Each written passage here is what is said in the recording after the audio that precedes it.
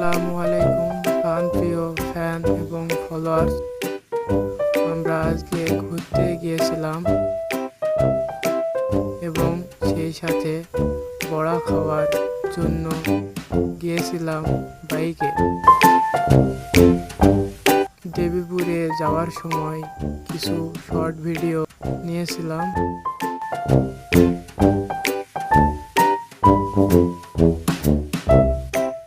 সেটা আপনাদের মাঝে শেয়ার করলাম।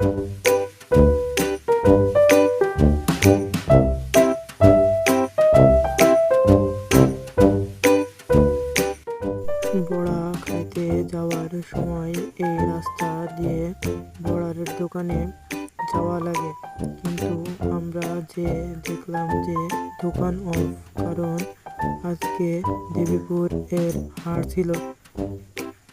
এই ছিল আজকের ভিডিও।